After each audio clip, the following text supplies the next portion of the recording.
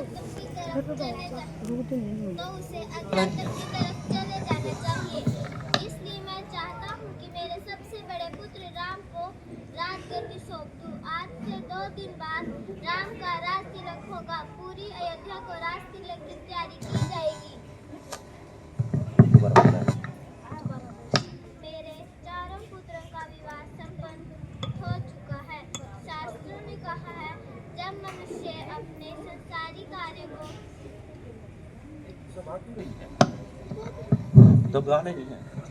मेरे चारों पुत्रों का विवाह संपन्न हो चुका है।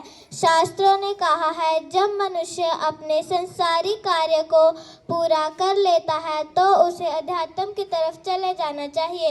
इसलिए मैं चाहता हूँ कि मेरे सबसे बड़े पुत्र राम को राजगद्दी सौंप दूँ।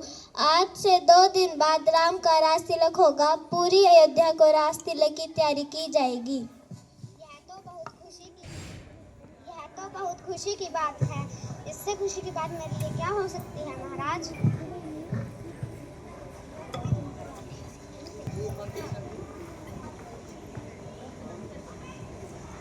आज मैं बहुत खुश हूँ मंथरा। क्या हुआ महारानी? महाराज ने अयोध्या की गद्दी पुत्र राम को सौंप दी है। यह तो बहुत अच्छी बात है महारानी, पर आप समझ नहीं रहे हो। तुम कहना क्या चाहती हो मंथरा? अगर राम राज्य गद्दी पर बैठ गए तो तुम्हारे भरत का क्या होगा?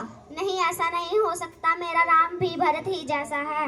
नहीं महारानी, गद्दी के लोभ में तो बड़े से बड़े राज्य अपनों को त्याग देते। तेरा भरत तो राम का दास बनकर रह जाएगा। नहीं नहीं नहीं मंथरा, ऐसा नहीं हो सकता। मेरा समझाने का काम था कि तुम्हारी मर्जी। चली जाओ यहाँ से। प्रणाम महाराज। प्रणाम महारानी। महाराज, मैं आपकी बात से सहमत नहीं हूँ। क्या हुआ महारानी? मैं नहीं चाहती कि आप अयोध्या के गद्दी पुत्र राम को सौंपे। क्या हुआ महारानी? मैं आपसे अपने 2 वचन मांगने आई हूँ। क्या आपको याद है? हाँ महारानी, मुझे याद है। मांगिए, आपको क्या मांगना है? मैं अपने पहले वचन में पुत्र भरत की अयोध्या की राजगद्दी सौंपती हूँ। ठीक है महारानी, मैं ये राजगद्दी भरत को सौंप दूंगी। और दूसरे वचन में राम का 14 वर्ष का वनवास। क्या कह रही हैं महारानी? ऐसा नहीं हो सकता। आप इतनी कठोर कैसे हो सकती हैं? नहीं महाराज, आप अपने वचनों से पीछे हट रहे हैं।